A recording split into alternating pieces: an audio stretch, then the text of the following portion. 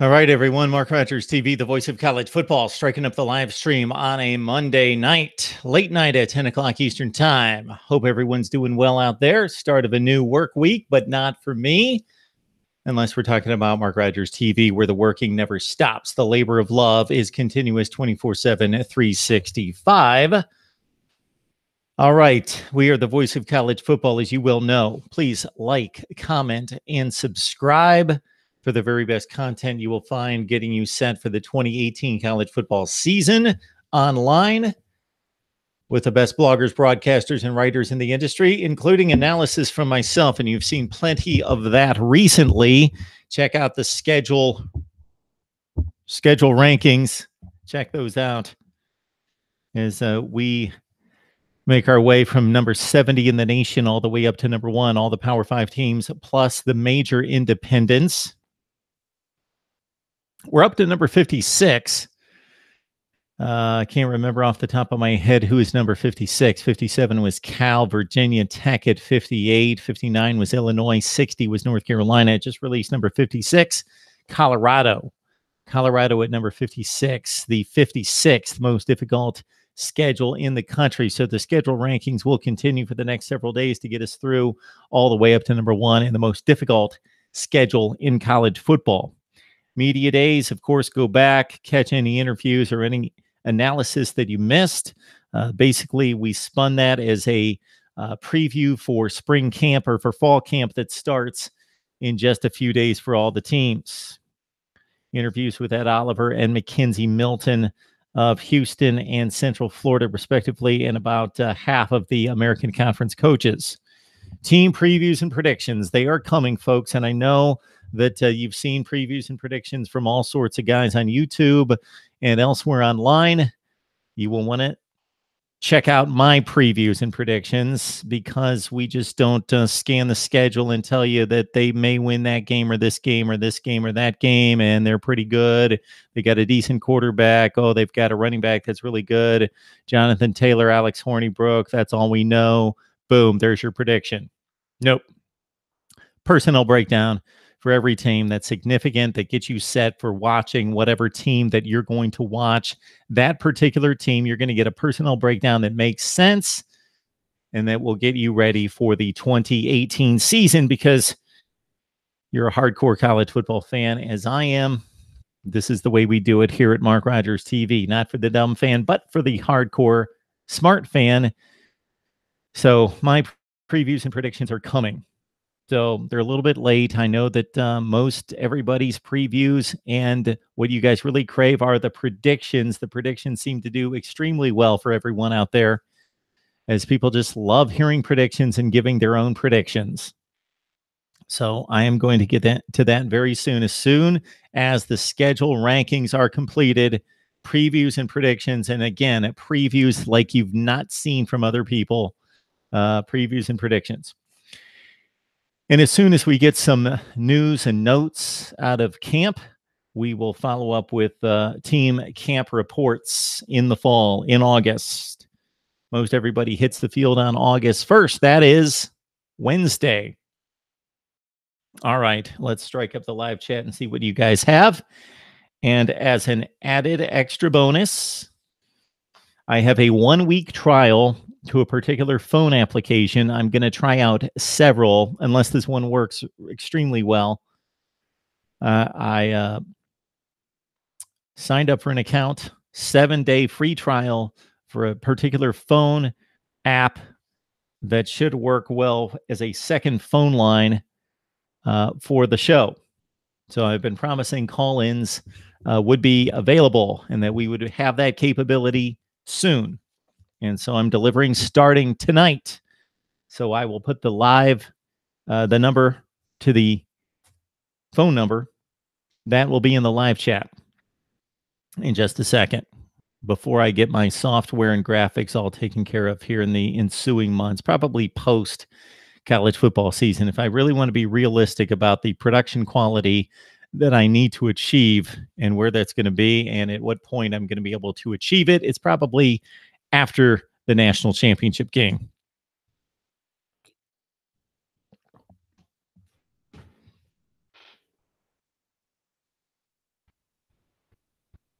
So your number on the phone line, 860 400 5696. 860 400 5696. And starting right now, I will take a call from anyone.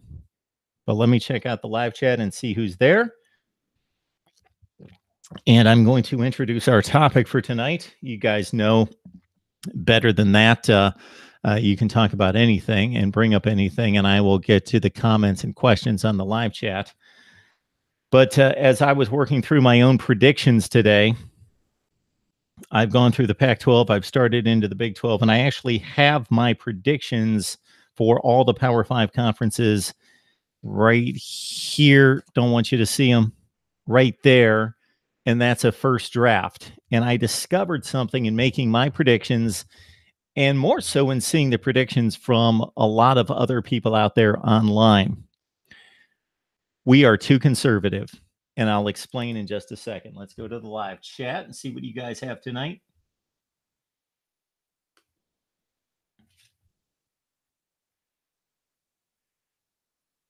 So we've got 68 teams in the Power 5. So that's 64 in the conferences and then 4 major independents.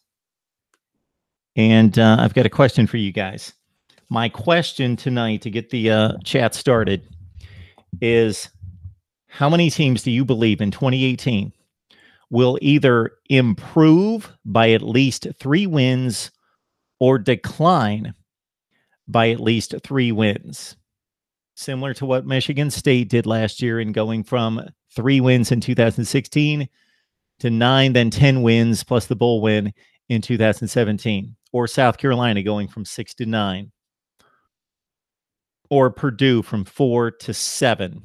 At least 3 win increase or 3 win decrease from 2017 to 18. List in the chat, what teams do you think will either make at least a 3 win increase or decrease in 2018? And out of the Power 5, we have 68 teams. We've got 64 in the conferences. We've got 4, including Notre Dame, Army, BYU, and UMass. If we include those 4, we've got 68 teams in the Power 5. How many of those do you think will take an increase or decrease of at least 3 wins this year? Because I'm going to prove a point in just a second. All right, let's strike up the live chat. And the phone number again, 860 400 5696. 860 400 5696. So if anybody wants to call me straight on the line, I will put it up to the mic and we will have our first call in ever on Mark Rogers TV, the voice of college football. All right, guys, what do you have tonight? Thomas Carter, first time I've seen you on here. Ricky, call-in show. Whoa, moving up in the world. We expect to be. Let's not necessarily term it that right now, Ricky. We are taking a shot at a rudimentary call-in show with just boom the cell phone with a second number up to the mic, and we hope to do much better and do a real call-in show at some point. But this will serve the same purpose. NCIS Fanatic on the line, as is Prince, Buckeye State Sports, Feinbaum. I was watching Feinbaum today, and I never leave a comment. It was an old post from February when they were looking at the ESPN Power Index, and I just couldn't help myself. It was that uninformative and that boring. All right, howdy from the CAC. The CAC, how's it going, Mark? Connor Schilling. Connor Schilling, good to see you. We've got Willie McGuire on the line. Want to know which Tennessee sister can play the shop blues on a great whistle, on a meat whistle. That's for the rest of you guys to answer. Big Willie. Prince, talking Tigers, Clemson, NCIS Fanatic 21. Hey, Mark, who do you think is the best team over the past 15 years not to win a national championship? I don't know about in terms of play on the field, but the best roster was that 2015 Ohio State team. Just look at the NFL draft and look at not only the draft selections, but the way they played in the NFL then the next year. And consider those guys did win a national championship the year before. So they did prove it in college. Then they also proved it individually at the NFL level in 2016 and beyond. When is the last time one school produced both the NFL Offensive Rookie of the Year, Michael Thomas, and the NFL Defensive Rookie of the Year, Joey Bosa? Got Salid Bashir on the line with the U, CAC, all sorts of comments and smiles. Prince as well. What else do we have here? Both teams are awful. How about Georgia recruiting, though? Thomas Carter. Yes, we talked about Georgia's big day on Sunday last night with the running back Emery, plus two more signees, the linebacker and the athlete that they signed yesterday. And I believe they got somebody else. And I saw that Clemson got a big recruit. If you guys want to talk recruiting, certainly chime in on the chat. I wasn't going to address recruiting. It just hit me today as I was making my predictions. So I've made my predictions for 2018. At least this is the first draft. I take these seriously, or at least I'm going to this year, because you guys are going to hold me accountable. So I'm then going back and I'm writing out a preview for each team, and it's not what you're going to find elsewhere. Not elsewhere in terms of YouTubers or guys that are spewing out that Oregon's pretty good. They got Justin Herbert, and they should be improved this year. And Jim Leavitt's a good defensive coordinator. There you go. They're going 8-4. No, we're dissecting the personnel. We're going to let you know where teams are going to be thin, weak, strong, and ready to make an improvement, or where there's a concern, and what the advanced metrics tell us from 2017 projecting to 2018. We're going to have a serious preview on all 68 Power 5 teams plus the major independents. So look out for that. As soon as we get done with the schedule rankings, they're coming. They're coming. They're going to come fast too. They're going to have to come fast, because I'm going to have about 20 days until kickoff, maybe 25 days until kickoff, to knock out almost 70 teams. So I'm going to fire out about 3 to 4 per day. So be ready. Previews and predictions. I'm going to keep them probably 5 to 8 minutes long, but they're going to be packed with information and meaningful personnel breakdowns. All right. Hate to blow my own horn, but I'm doing it tonight, because I've seen some horrible prediction videos, and not necessarily from people that I know, but from other people, and just slop on the internet, not just talking heads, but also in written form as well. All right, what else do you guys have tonight? Michigan State, their depth seems light, but the starters are looking great. That's from Connor. Mississippi State will finish higher than you. Connor's, I don't know if you're talking Michigan State or Mississippi State. Prince, never going to win again until you dump Ogeron. You guys talking up Georgia a bit. Anybody else on the chat with anything meaningful? Again, the question tonight for you guys. The question tonight is, I was making my predictions out, and then they felt so boring, and felt so formulaic, and felt so uninspired, just expected. And that may be the way it turns out. We may have Alabama defeat Georgia in the SEC championship game, Clemson over Miami by 3 touchdowns, Ohio State beats Wisconsin, Oklahoma wins the Big 12, and Washington wins the Pac-12, and then we decide who gets left out. And let's say it's either Oklahoma or Washington, and we've got the 3 giants in there, Alabama, Clemson, and Ohio State. Maybe even Georgia, if they have a good enough regular season, gets the 2nd spot, and we have something similar to 2017. Or Washington or Oklahoma gets the other spot, and we pretty much have what we expected all along. Or do we get, we're not going to get Kansas State making the college football playoff, but are we going to get Oregon? Are we going to get Penn State? Are we going to get Iowa?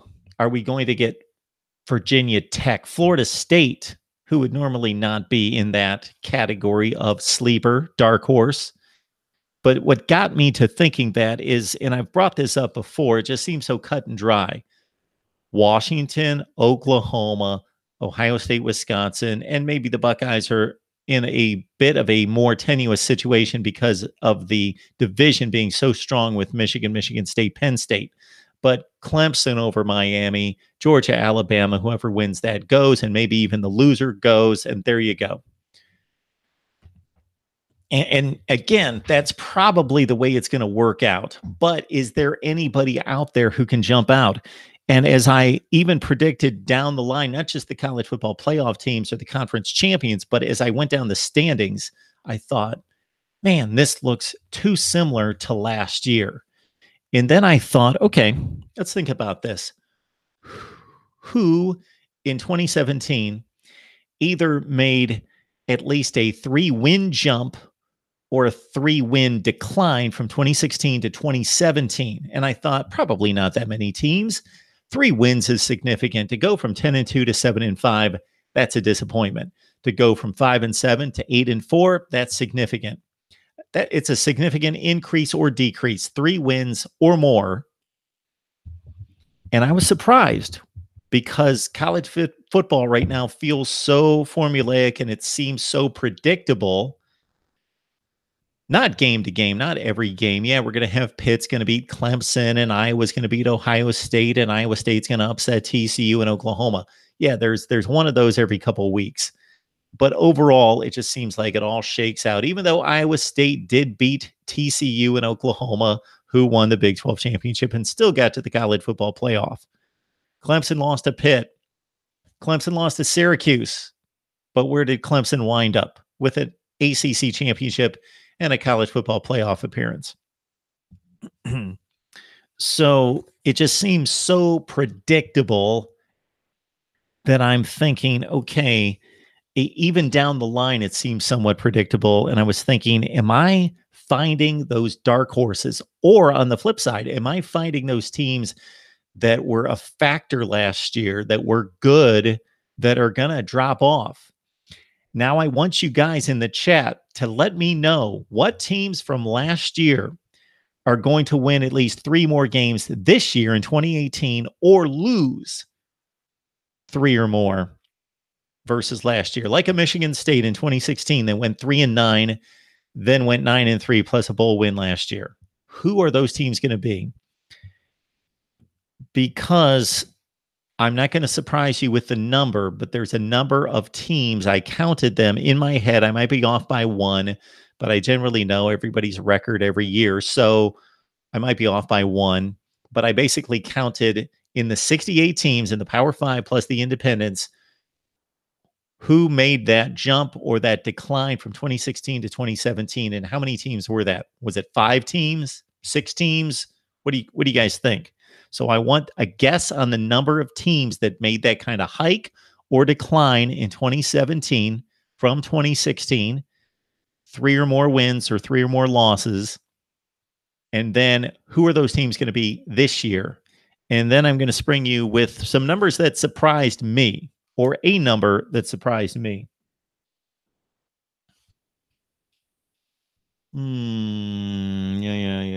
Yeah. I think Florida will be 3 wins better. Okay, Jerry, gotcha.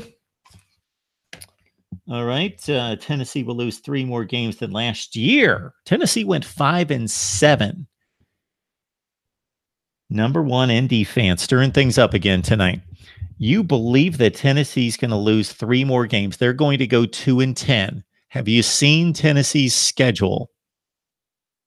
Have you seen their schedule? Okay, there's a couple high school games that they have. Oh, Tennessee's going to win 3 more. Volunteer Roadshow. Okay.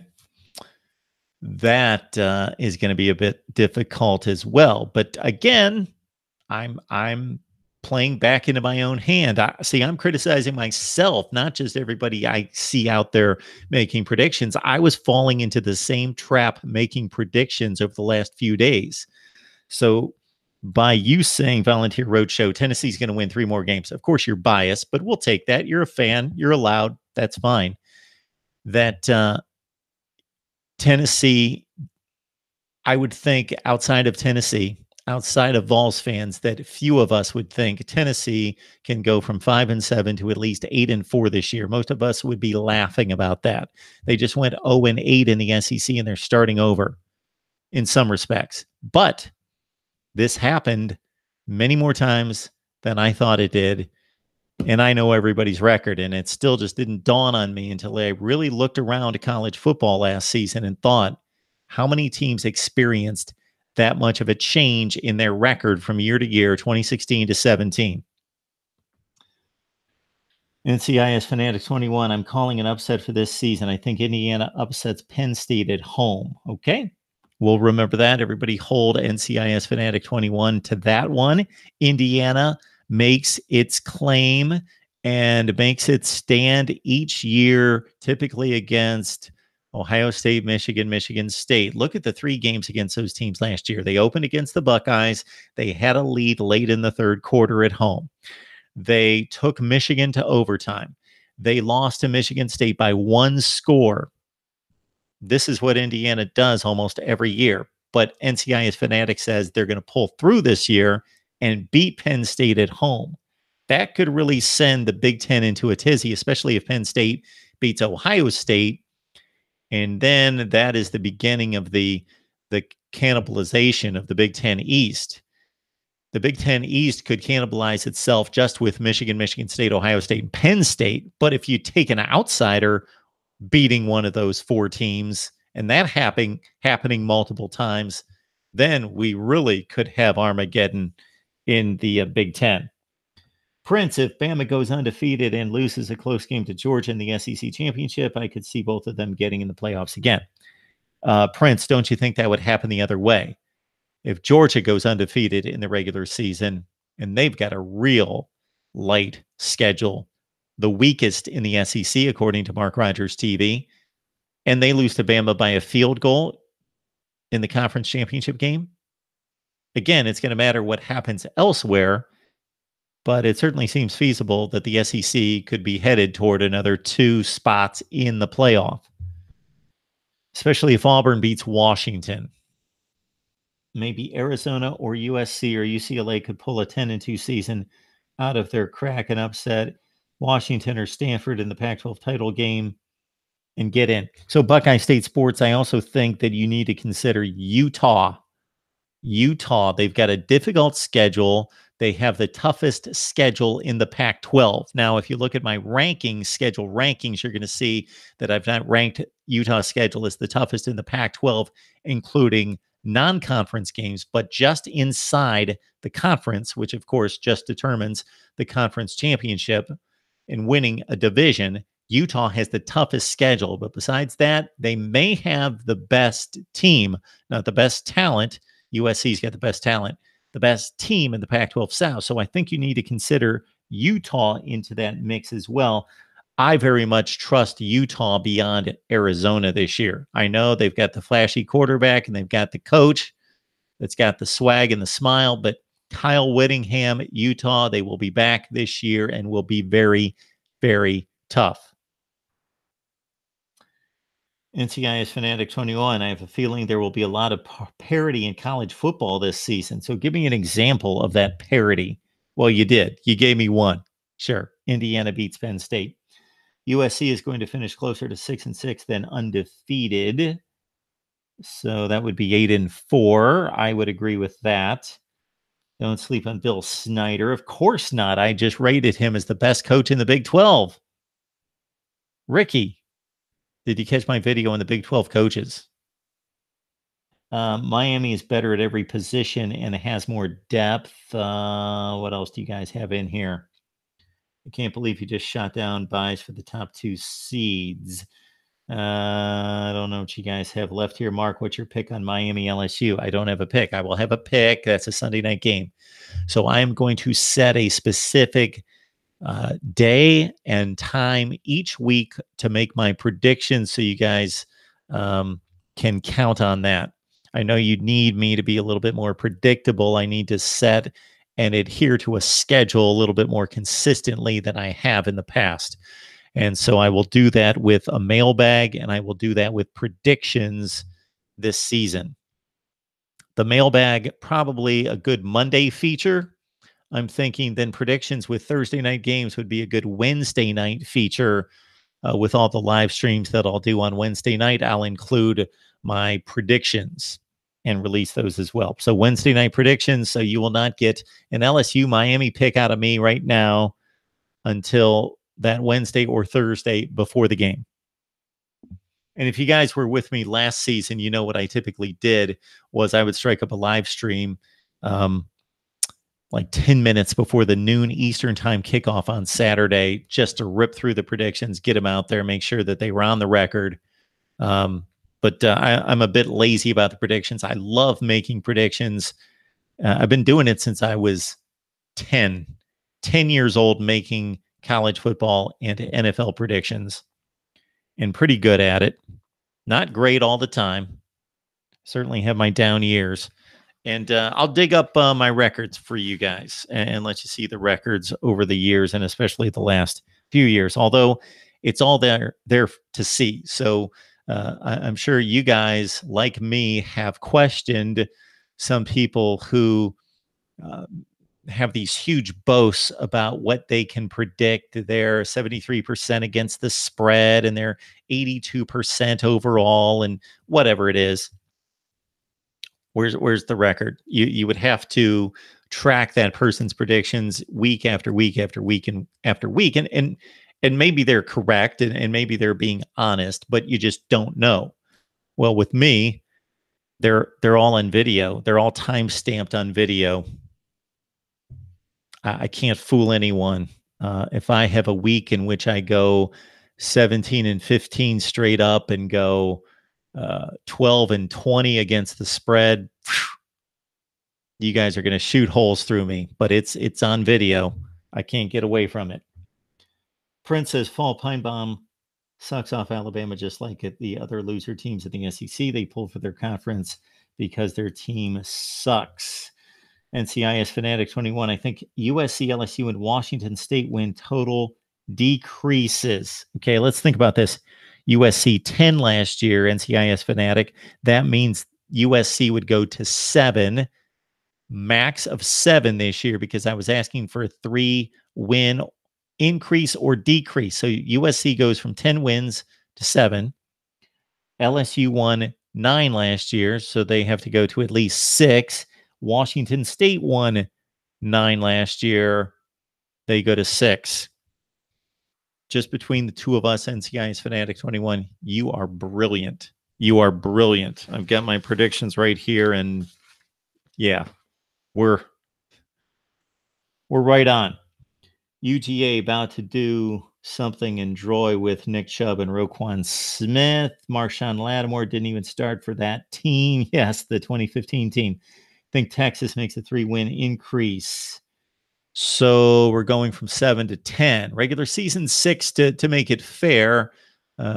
We don't know what's going to happen with bowl bids. So 6-6. Texas goes to 9-3. I think that's fair too. NCIS Fanatic 21 is playing along, and he's doing rather well in my eyes at this point. Iowa kept the Big Ten out of the playoffs. Yes, they did. I just was talking to the new member of our team, Mary Peters. Did you check our live stream on Friday with Mary? And Mary is a Big Ten contributor now here at MarkRogersTV. And I let her know that although she backs the Big Ten, she loves the Big Ten. She's an Iowa grad and just was soaking up that 55-point win, 55 points, 31-point win. And I let her know that cost the Big Ten a playoff spot. She didn't care. Major independents besides Notre Dame, you're using major loosely. I am, Ricky. I am. That's difficult. There's a gray area on the independent side that there's not in the conferences, where we've got the Power 5 and then we've got the Group of 5, although the American Conference Commissioner would like you to believe that it's the Power 6, so that there is a gray area, and he actually has some decent points. I don't buy the whole thing.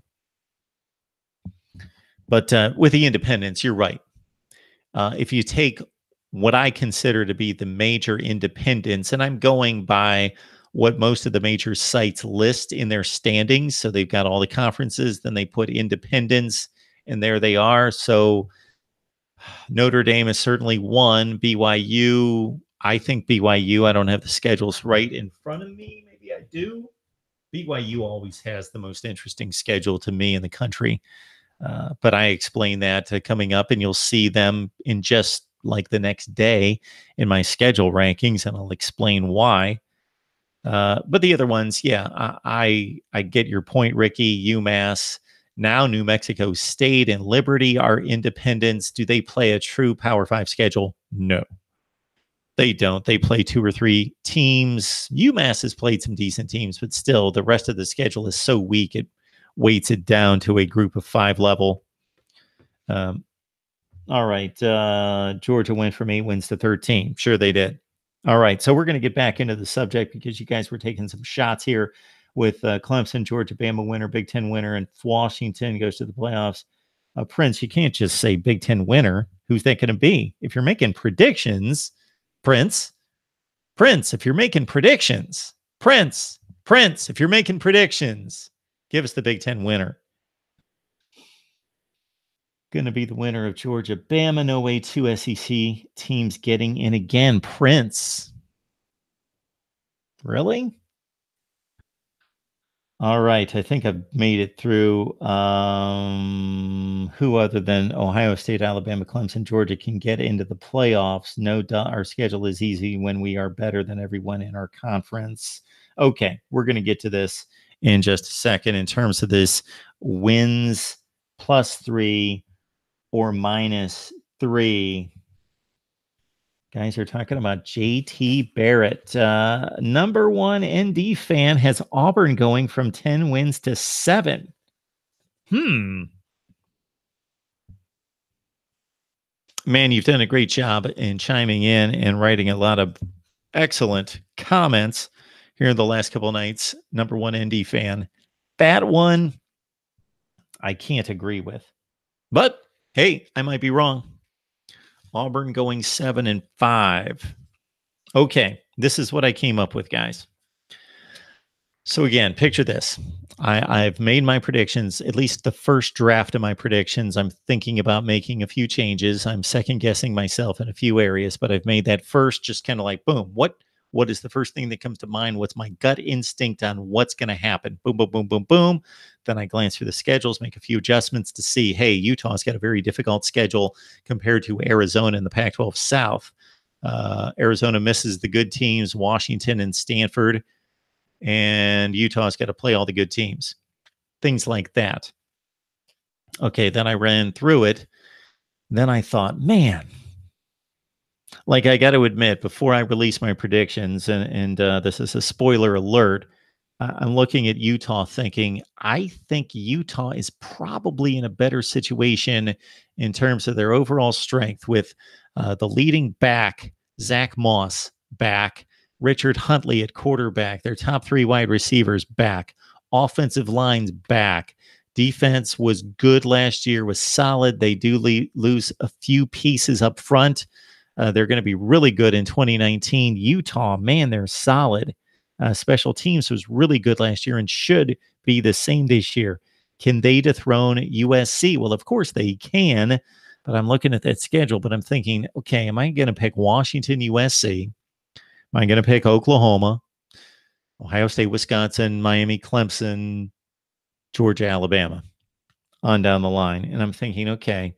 And then I've even got my records here, and I'm looking at them thinking, okay, look at this.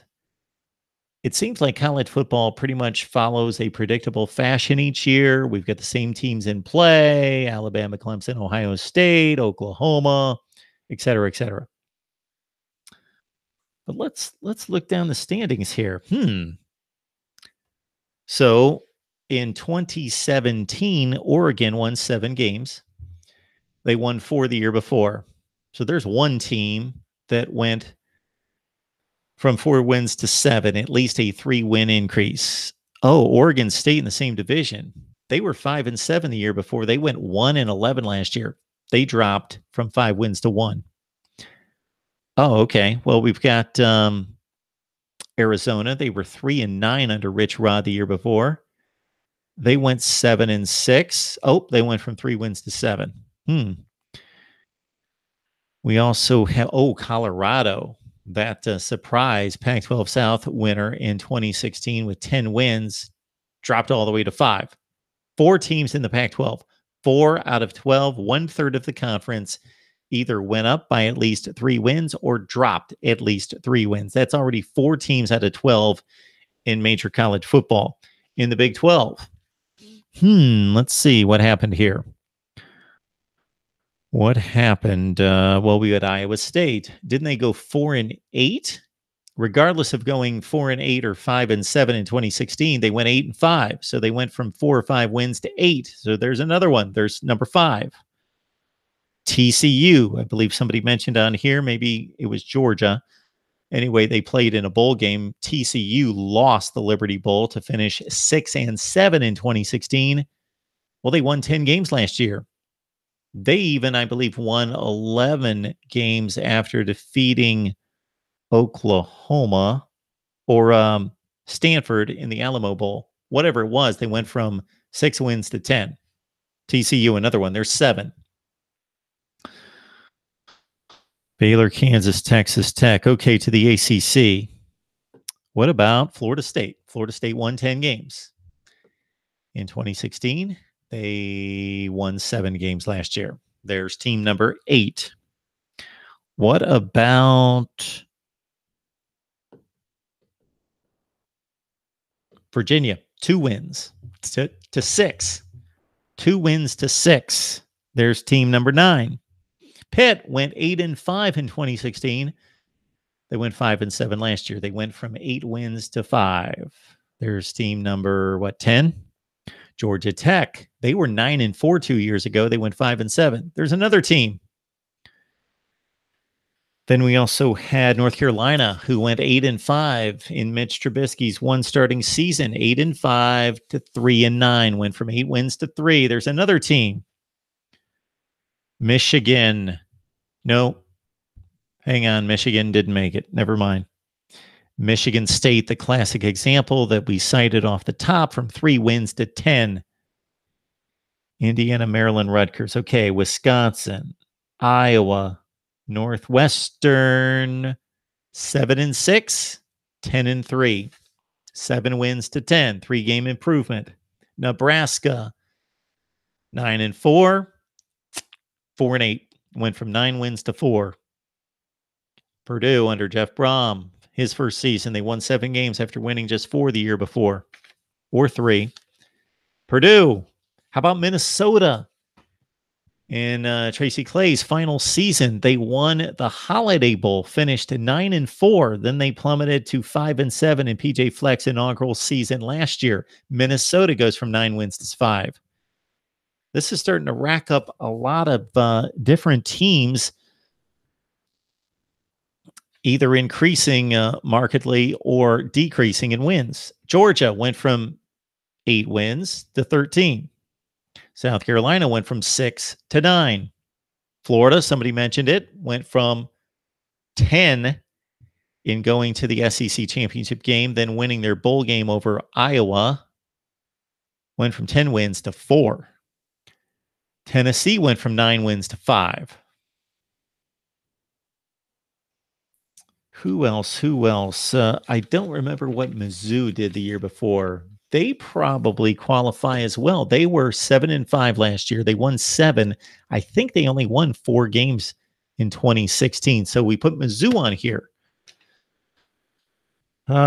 Who else? I believe nobody from the SEC Western Division improved or declined by 3 wins last year.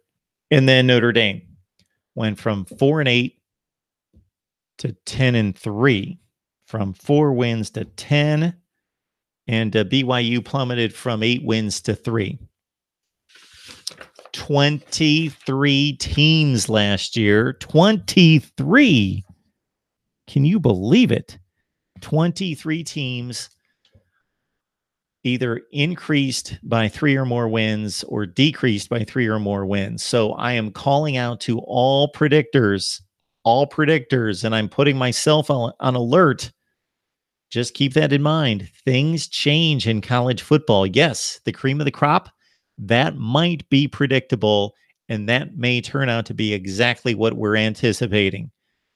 Ohio State versus Wisconsin, Clemson versus Miami, Georgia versus Alabama, Oklahoma, Washington. Maybe. I'd be surprised if there wasn't. I would be kind of surprised if one team didn't crash the party at least championship weekend, like TCU did this past year. And when I list all those teams, I hate to leave the Big 12 championship game out of it and the Pac-12 championship game out of it.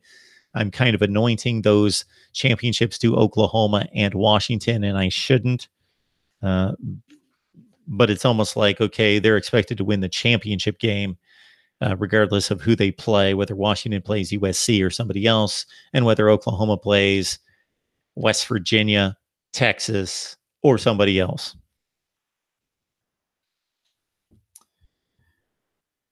Quite a few good running back wide receiver groups around the Big 12. West Virginia has 2 very productive wide receivers in Jennings and Sills. The 5th, TCU has Rieger and Turpin. OU returns CD Lamb and Hollywood Brown.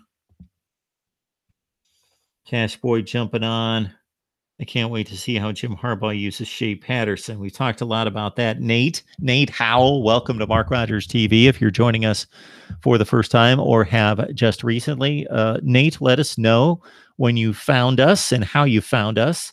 And keep in mind that over the past several weeks that I've talked Michigan football several times, and we've talked just that topic with Jerry DiNardo of the Big Ten Network, how Shea Patterson is going to be utilized in the Jim Harbaugh offense. So you may want to check out that video.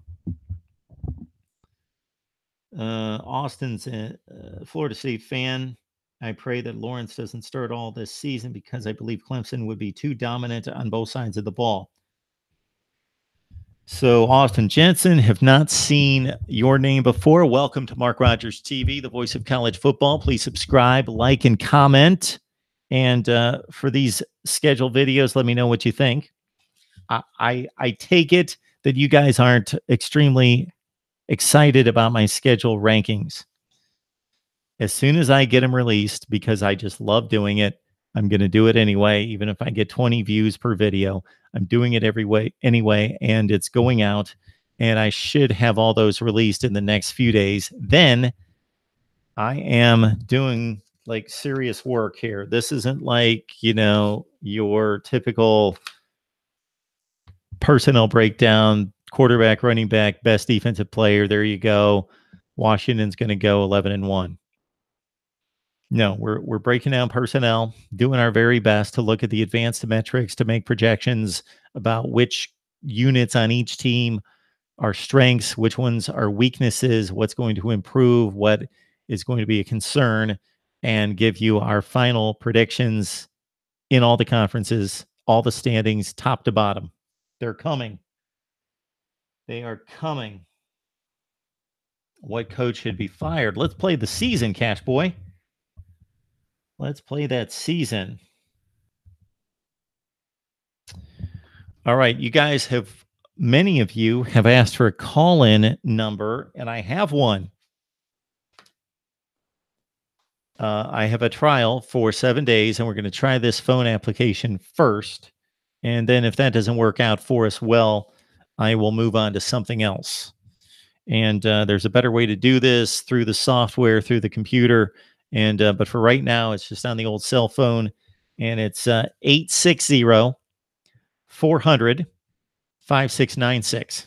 860-400-5696. I will put that behind me on the wall for next time, is what I'll need to do. So if you guys want to talk directly to Mark Rogers TV, the voice of college football. And again, we are the voice. We are the voice of college football, all of us. It is the circle of myself and you, the viewers, the fans, contributors, and then we bring on the best bloggers, broadcasters, and writers in the industry, and you guys see them on a regular basis And certainly let me know what guests you want to see. I've let you know that over the last several days, you're not going to see many guests as I crank out my previews and predictions and schedule rankings. But as soon as there is news out of fall camp, I will start bringing on, again, beat writers and analysts to break down the news from training camp and get us set for 2018. All right, guys. Ohio State has 8 serviceable receivers. Paris Campbell could be an All-American, and Ohio State staff is projecting for Austin Mack to be the next Michael Thomas, 28. Too bad 28. Name a better running back group. All right. Appreciate you guys jumping on board. If you'd rather check out the audio, or since you guys are on the live chat, you guys won't like watching the videos, right? Even if you have to stare at me. No, you stare at the live chat is what you do. But if you know anybody out there that loves college football, but they say, hey, I can't watch a video for 75 minutes, have them check out the audio version. Go to Google Play, Podbean, iTunes, or Stitcher, whatever your platform of choice for audio podcasts, and check out Mark Rogers TV. Just search Mark Rogers TV, iTunes, Podbean, Stitcher, Google Play. And of course, on here, I would appreciate you guys getting out to your friends on Facebook, your friends in person, your friends on Twitter, letting them know, okay, college football starting in a month, and you're behind it. You're in the weeds. You don't know what's going on. You got to sub to Mark Rogers TV.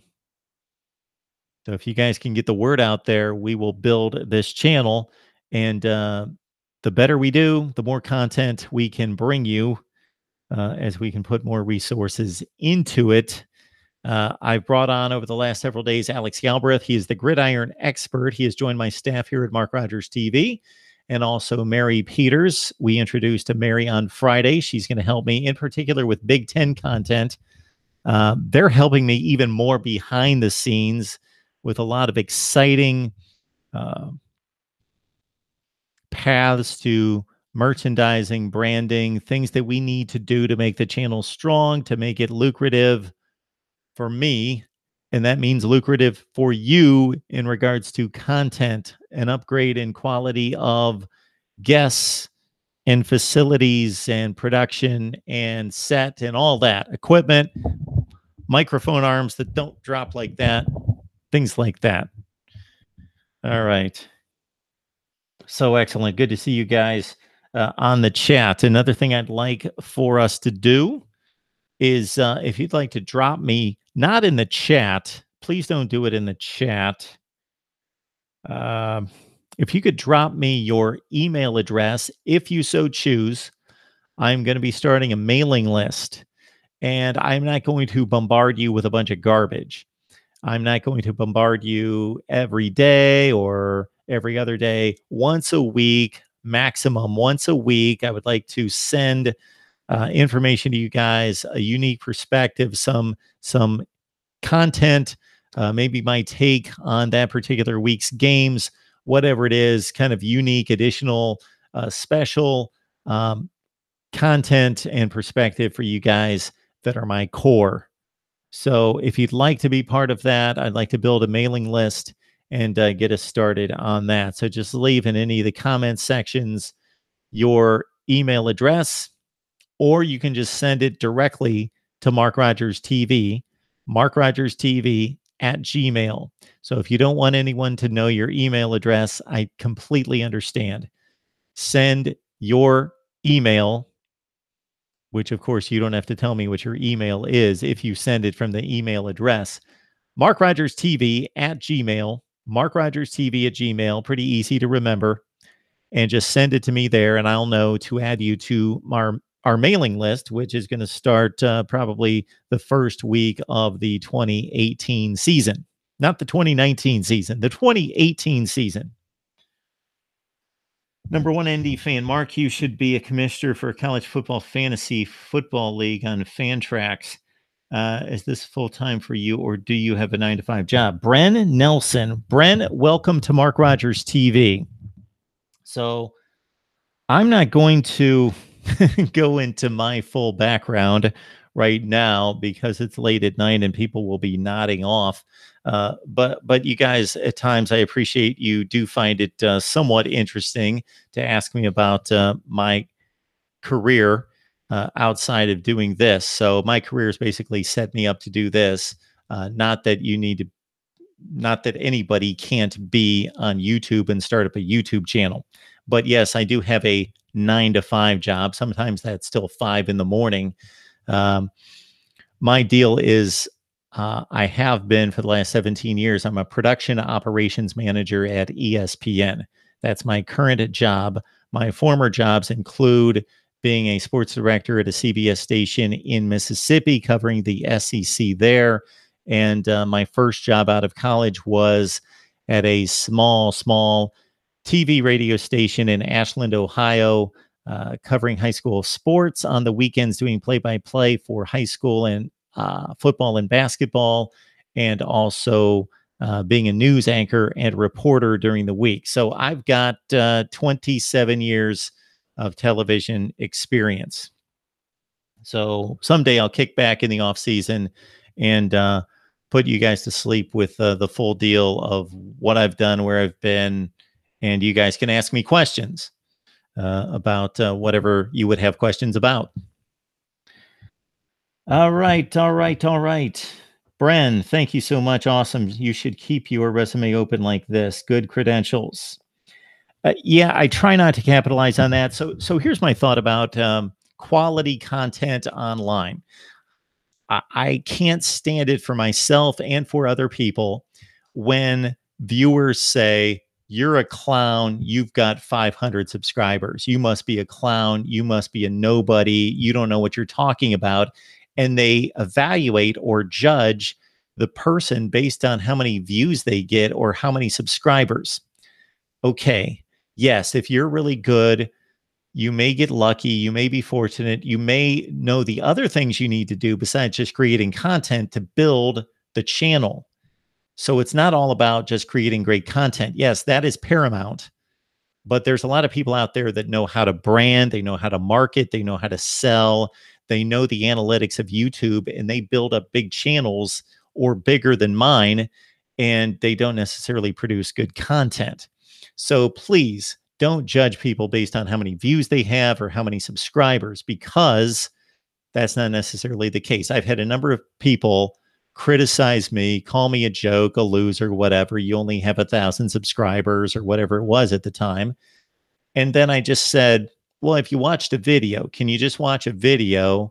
And what do you like? What team do you like? Watch this video and then let me know what you think. And most of them have apologized and said, "Oh, yeah, I think you're doing some good stuff there." Yeah, don't just because somebody has a number of views or subscribers doesn't mean they're good. Doesn't mean they know what they're talking about. So, Bren, I appreciate the comment. I probably should capitalize on my experience a little more than I do, but I hate to say it and make that a sales job and a selling point, because the content should speak for itself. If you guys enjoy the channel, if I was a plumber and I did this on the side and I knew a lot about college football and I provided a great service and produced excellent content, and you guys thought, "Hey, this guy knows a lot about college football. He's got a lot of great insight. He brings on some great guests and I really enjoy this." Who cares what my background is? So I believe that that's prepared me for it, and it gives me a measure of credibility because I have worked in sports television for 27 years. Yes, I'm old. 27 years in sports television, but I could have 27 years of sports television experience and come on here and be awful and not know what I'm talking about. And many people believe that's the case. But I appreciate it, Brent.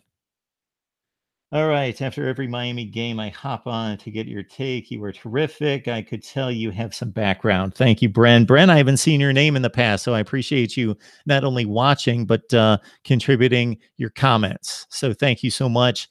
Again, continue to encourage first yourself, and then, of course, others to like, comment, and subscribe. That drives the YouTube engine, the search engine that helps us considerably. And I tell people this all the time. Even if you don't like, maybe you like the content, you can like content and not agree with it all the time. You can say, this guy's really good. He knows what he's doing. He works hard. He does his research. But I don't agree that he thinks Ohio State should have made the playoff last year, or I don't agree with his top 10, or I don't agree with his predictions, or I don't agree that he thinks so and so should be the starting quarterback and not him. You can disagree with me, but if you think that I'm doing my best and delivering quality content and it's logical and it makes sense and I'm stirring up good discussion and debate, then I believe that that deserves the credit of the like and the comment. And so I would appreciate that. All right. Enough of that. The CAC, I will be in Dallas. Will you, Greedy, get beat or a TD? Okay, you guys talking up some LSU Miami. The CAC, hey, Mark, have you given any prediction on Miami LSU yet? The CAC, you've been here, I believe, since the beginning of the chat. You weren't listening to me. You were so engrossed in the chat. Yes, I've been asked a few times for the LSU Miami prediction. This season, I will be releasing my predictions each and every week at the same time so you guys can be prepared and know when they're coming. I have always delivered my predictions each and every week, but sometimes they're on a Wednesday night or a Thursday night or a Friday afternoon or Saturday, 10 minutes before the opening kickoff of the noon game. They've been all over the place, and I apologize for that. This season, starting with week 1, I will set a time. I think Wednesday night would be the most precise time and the best time because, of course, we've got games on Thursday. So I don't want to interrupt the Thursday flow. And there are some games that I'll predict on Thursday. I generally predict the top 25 games and then see if there are any other games outside the top 25 that deserve to be predicted on, meaning if Florida and Tennessee are not ranked, but it's still a big game, they're both 5-2, then I'm going to predict the game. So I would like to deliver that each and every week at the same time, and have not done that in the past. But no, I'm not making LSU Miami predictions or predictions on any other game the last week of July. All right, Austin. Again, Austin, like Bren, I see your name for the first time. So welcome to Mark Rogers TV. And please let me know if you get a chance where you found me, how long you've been watching.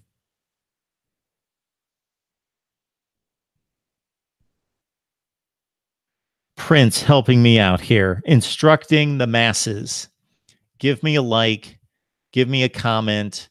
I fail to say it many times at the end of videos, and I'm trying to break this habit. I would like the engagement, and instead of saying just finishing the video, I need to say, hey, need to hear from you. That used to be the closing line all the time. Need to hear from you on the Wisconsin-Iowa game or whatever the topic. Need to hear from you. So please chime in on any of the videos, and in particular here, as Prince points out, the live stream with the analytics help that I get from the likes and the comments and, of course, the views. So I was checking out analytics today. Speaking of analytics, thank you very much, Prince, segue and producing the show for me. I was looking at the past 30 days versus the same 30-day window last year. So understand, at this time last year, I would do a live stream on private mode so you could not see it with my guest. We would do roughly a 30-minute talk, and then I would divide that video and edit it down into segments, let's say 5 or 6 segments, because I thought, okay, some people want to hear about recruiting, but they don't want to hear about the offensive line issues. Some people want to hear the quarterback situation, but they don't want to hear us railing on the head coach. And so I would divide it into topics. And that helped viewership because obviously if you're a fan of that particular team and want to see all of it, you're going to watch not just one video, you're going to watch 5 or 6 short videos and give me 5 or 6 views. But the editing was so exhaustive. And a number of you commented that, Mark, I can't keep track of all these videos. You're pounding out videos like a madman. and I'm getting lost and I'm losing where a lot of these videos I'd like to watch, but they get buried because I want to see Big Ten videos, and the last 12 you've done are on the SEC. Because what would happen would be on a Wednesday or Thursday night, I'd sit here from 6:30 until midnight and just talk college football with like 6 or 7 contributors, and edit all those 7 conversations into 5 or 6 videos each. And I'd be sitting here with 35 to 40 videos to edit. And then the next night on Thursday, I do the same thing, and I'd only release 10 or 12. And after Thursday night, Friday morning, I do a few more, and I'm like 55 videos behind, and I just start cranking out these videos, and you guys couldn't keep up with them. And I wasn't getting as many views, although that obviously multiplies views to a certain extent. Point being that I'm getting slightly less total views the past 30 days than the same time frame last year, but I'm doing like 1/5 of the videos. I was cranking them out like a madman. If you think I'm producing videos now and you weren't around a year ago, it was insane. So I'm almost keeping pace with the number of views, even though I'm doing about 1/5 of the videos. The good news, I've added about 350 subscribers in the last month compared to about 160 at this time last year. I had about 7,000 comments thanks to you in the last month compared to about 7,400 this time last year, last 30 days. And YouTube is very much rewarding me for that, even though the views totals are down because the quality of the views is up. It's up from about 3 minutes per video to 10 minutes per video on average. Thank you. All right.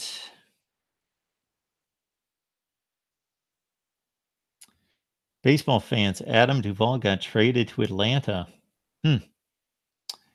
All right, number one ND fan coming in with an upset prediction for 2018 off the heels of NCIS Fanatic 21's prediction of Penn State losing to Indiana. Miami loses at Toledo. Wouldn't shock me. Austin thinks Miami goes 11-1 and does better against Clemson in the ACC championship game. Willie, get Maria Taylor on live. I got you, boy. I got you. I like that. Maria Taylor. Sure, we can do that. Well, we can ask. I can guarantee the ask, and I should probably do it before the season starts. Then it gets difficult. Just like the Big Ten guys, the Big Ten Network guys that I had on in the last few weeks, Glenn Mason and Jerry DiNardo, I figured, okay, once training camp opens, they're going to be difficult to get.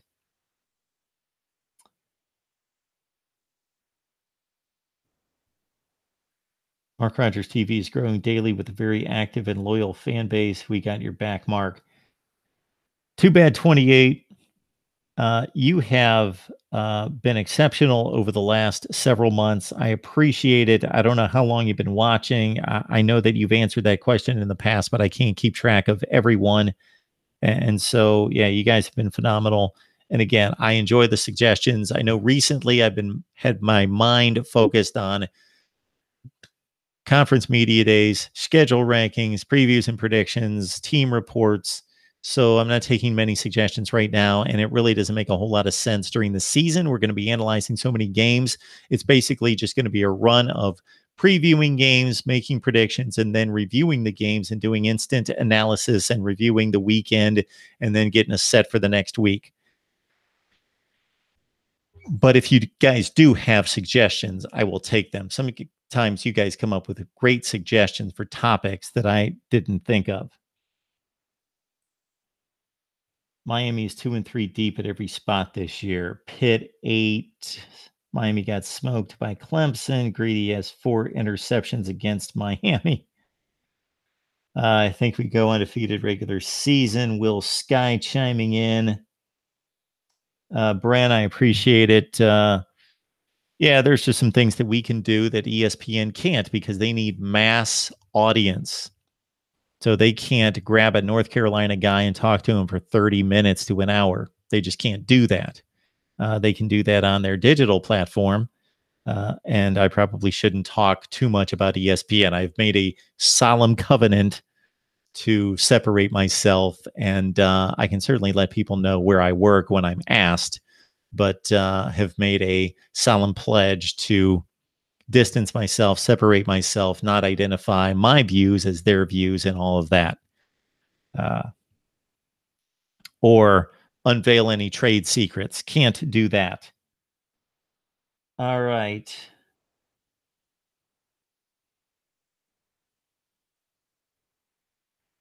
Guys talking some ACC. NCIS Fanatic 21. I would love to know more about your career, Mark. Um, so I did a show with a former ESPN colleague of mine, Marty McPadden, called Behind the Scenes Live. And the theme of the show is that Marty would talk about the production end, and I would talk about the in front of the camera approach, and we would just serve up various topics. We would take comments and questions and take it on from there. And I was actually asking him when a number of you commented and asked questions about my career. I contacted Marty to try to get those shows so I could post them to the site because they're a little bit more interesting, because he had actually a big production that looked good, and we had a good talk back and forth about various broadcasting techniques and stories from the field and all of that. And but I haven't been able to download those videos. Ricky, you work at ESPN headquarters in Connecticut. Yes, I do. Been here for 17 years. Mark, is game day going to South Bend? Do they know where they're going yet? I will tell you that during the regular season, once the season starts, now the first weekend may be different because, of course, no games are played to sway the decision. But after that, the decision is made right after the games are played, and we get some kind of notice on that Sunday about the next Saturday so they can prepare. I'm trying to think. I don't believe they prepare 2 weeks in advance. We will get a schedule for the games 2 weeks in advance that are very much changed and altered based on the outcomes of the games on Saturday. And they slot them, obviously. If Ohio State gets upset, they may have had a showdown with Penn State on ABC at 8 o'clock at night, but that got shifted down to an ABC game at 3:30, and Oklahoma State gets moved up to ABC because they're both undefeated, and that becomes the primetime game. So anyway, obviously the results dictate who gets the better TV slots, and then also the name brands. You know who typically plays in primetime and plays the 3:30 windows on CBS and ABC and ESPN. It's not, well, I don't want to diminish the job of the programmers who select the games and decide what games should go in what slots, because they do a fantastic job. But we have a general feeling, all of us as college football fans, which games should be in which time slots. And there is a certain element that comes into play in terms of sharing conferences between networks. So, for example, if you noticed, Fox carried Ohio State, Michigan this year, 2017, for the first time in forever, that ABC did not have the game. Actually, going back to 1986 was the last time when it was a CBS game. ABC took over in 1987, and they've had the Ohio State, Michigan game slated for noon on that final November Saturday every year since. If you look at a college football schedule, almost every season, way back before the season starts, the games are just listed with TBD, TBD, TBD, except Ohio State, Michigan, noon, ABC. that Saturday. Army, Navy already slated for CBS on that Saturday after everybody else is done. Those are the only games. This particular year, if you noticed, and I know you guys aren't just as quite as TV conscious, some of you, just you shouldn't be. You just watch the games, just want to watch college football. But Fox took over the ABC Ohio State Michigan game because Fox renegotiated their rights with the Big Ten, and they now have a shared contract or a shared distribution of games with ABC/ESPN. Therefore, in that inaugural year of Fox, they paid to get the first selection. So the first selection was Ohio State, Michigan. So they took it. Bam. ABC/ESPN got the second selection in the Big Ten. And I'm thinking that would have been probably Michigan, Penn State. That might have been the game that they took, because then Fox took Ohio State, Penn State. So there was a second Big Ten game, a number 2 slated Big Ten game for last season that ABC deemed better than Ohio State, Penn State. I can't imagine what that game was off the top of my head, but I'm thinking it was Michigan, Penn State. That might have been the game. All right. Do any of you think that Miami struggles more this season compared to last? I looked at their schedule and saw that Florida State and LSU seem to be their only hard games. They do have to go to Blacksburg. All right. Bren Nelson, appreciate the comments. Okay, I wanted to get to the comment by a number 1 ND fan about starting a college football fantasy football league. Man, if I had the time, I thought about that all off season. That, man, if this could be organized, this would just be a great addition to what we do.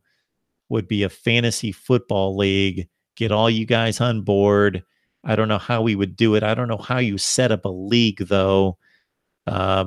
I would want to do it with more than just 12 of us. You know, I would want to have some kind of unlimited roster, unlimited league, and I don't know how you would do that, but just too much maintenance there.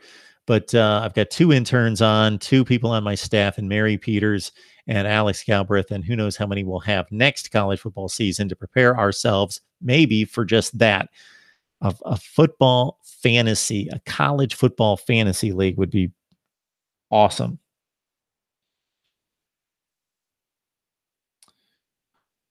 All right, guys. Don't know what I'm missing here in the live chat. Notre Dame was screwed out of an important game against Florida State in 2014 that cost them their college football playoff dreams. Was that the year that there was the pick play at the goal line? Notre Dame collapsed after that. They lost 5 games. Whoa, yes. You've got it, Buckeye State Sports. I was thinking strictly Big Ten conference games. You nailed it. Ohio State, Oklahoma. So Fox was smart in grabbing Ohio State, Michigan. That's the game every year. That was the second choice. That was the ABC selection. You are right. I wasn't thinking non-conference. Ohio State, Oklahoma, week 2. The only reason why Ohio State, Penn State was 3:30 was because of the World Series. Yeah, I can buy that. I miss Brent Musburger's The Game of the Week play-by-play. His voice had that big game feel. Yes, it did. Keith Jackson, anyone?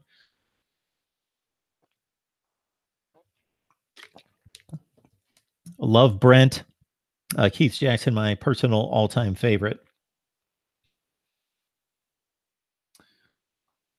All right, guys, I think we're going to wrap it up for tonight.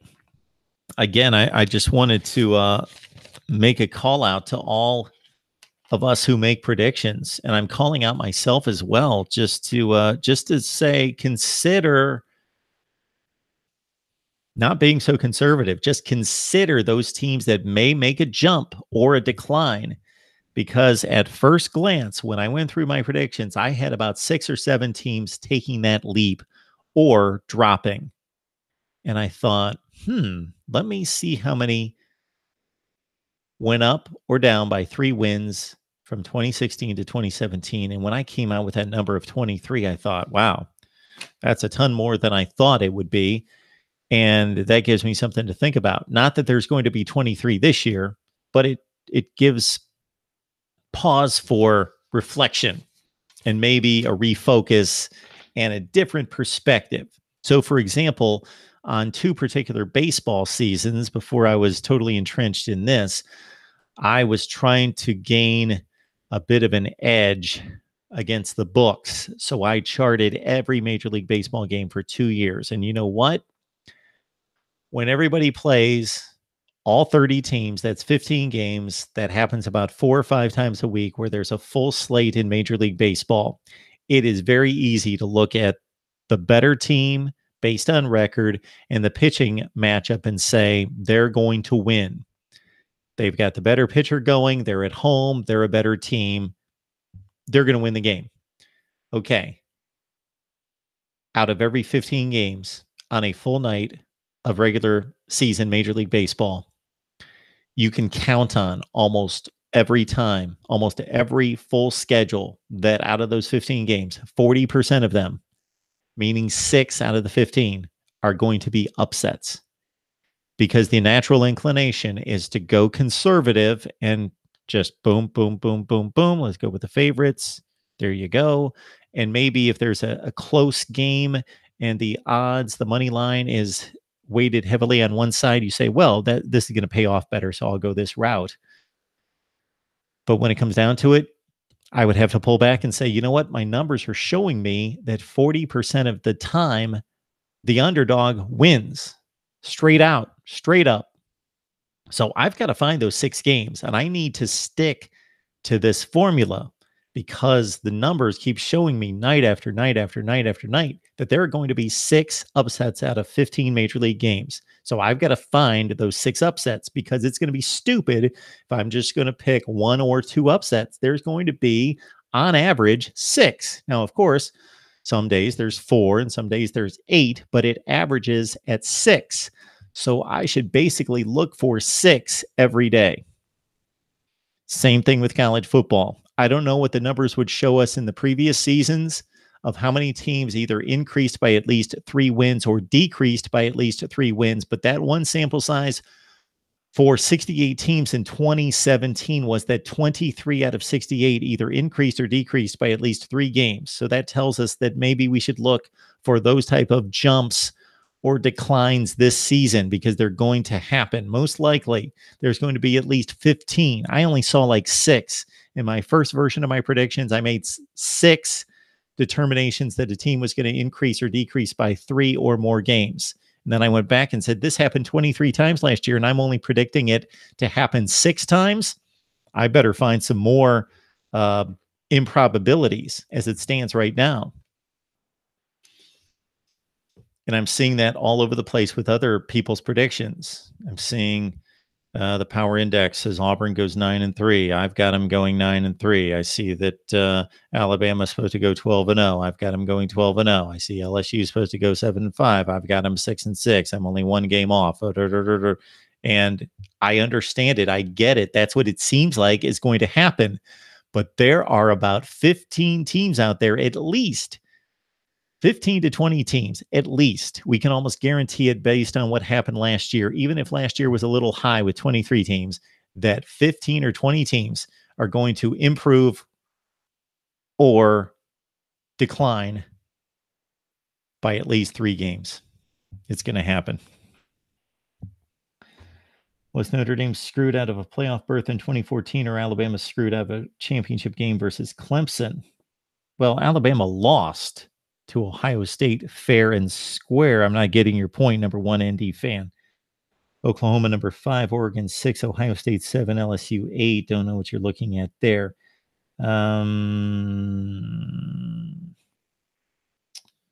Austin 247 compiles all the major websites. You guys talking a little recruiting.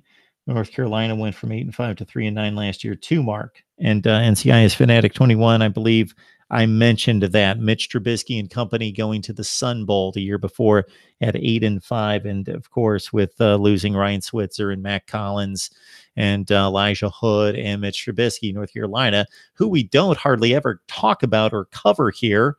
I know they suck, but They've been good in recent years. They've been decent in recent years. Went to the ACC championship game a few years ago. We used to talk a lot of North Carolina football with my guy, Jeff Greenberg from inside the ACC, who was supposed to join me a few weeks ago. Unfortunately, he had an illness in the family, but we'll try to catch up with the Tar Heels before the season starts. Mark, the real fruit is finding the variance and accurately predicting why. That's where your strong analysis skills can set you apart. Alabama blew the college football playoff games against Ohio State and Clemson. I think Auburn actually goes 8-4 with losses to Washington, Mississippi State, Georgia, and Alabama. So if I follow this, too bad 28, the real fruit is finding the variance and accurately predicting why. Yeah. Sometimes I think I should really dumb this down because I see some other people succeeding out there with real dumbed down analysis. So I get your point, too bad 28, but I don't know that people really care why. Like if I say Michigan State, after going 10-3 last year, is going to go 4-8 this year, and here's why. Even if I'm on the money, let's say I'm on the money in regards to the analysis. I say their pass defense is going to collapse because X, Y, and Z. I've been watching their safety play, and the offensive line's no good. And even though they've got their playmakers back on offense, the offensive line's going to collapse because they lost X, Y, and Z. Plus, the other guys weren't very good. They lucked into a few wins based on X, Y, and Z. And I correctly predict that Michigan State would fall off. Somebody else may get the record similar, but they really just kind of shot in the dark and didn't really provide that analysis of why the variance. I don't know that you guys care about that. I see people thriving on YouTube, and they don't seem to really provide too much analysis or too much of a reason why they're making the predictions that they are. So, and I don't watch a whole lot of people out there. I just don't have the time. So I may not be talking about anybody that you guys watch. I'm not talking about anybody necessarily in particular. Of course, I'm talking about particular people, but I'm not going to call anyone out. Mark, who you seeing improve this year? Okay, Cash Boy, I'm going to have my predictions out, but I have hinted toward an Iowa possibility. I don't know if I'm going to pull the trigger on Iowa. I've talked about Oregon. I've talked about Utah. We're just talking about wins and losses, and that's based on talent, personnel coming back, and of course, schedule plays into it as well. Those are the first two teams that come to mind. I think Florida is an obvious choice that makes sense.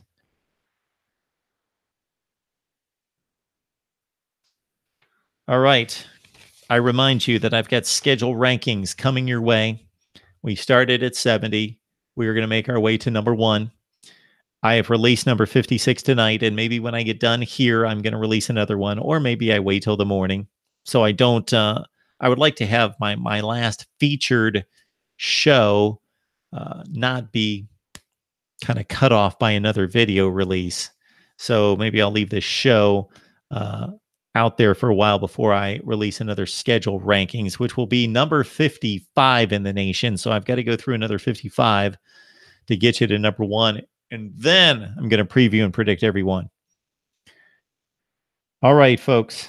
We appreciate the support. It is well appreciated. Please like, comment, and subscribe. Tell all of your college football friends and family to do like you. All right, Mark Rogers TV, the voice of college football. We may or may not be back with another live stream tomorrow. Not going to guarantee it, but I would like to come up with another topic and hit you guys up with another live stream. Again, schedule rankings, team previews, and predictions coming up. We have recapped media days. Go back and check out those interviews as well as our analysis on fall camps. And as soon as the teams hit the field and we have news out of fall camp, we will bring back our guests to talk up their teams and your teams right here on Mark Rogers TV, the voice of college football. And please, again, if you would like to be on the mailing list, please send in your email either on a comment, or if you want to keep it under wraps, you send it directly to, and I'm throwing my email right out there, MarkRogersTV at Gmail. Send me your email. I won't do anything with it, but send you a regular mailing each and every week, not starting immediately, but starting soon. And again, you guys have asked for a call-in show. I've got a number, 860-400-5696. I will post it. And on the next live stream, hopefully somebody will call in. I know I didn't publicize it very often. I don't have anything graphically to show you the call-in number. But again, it's 860-400-5696. Do not call it when we're done with the show.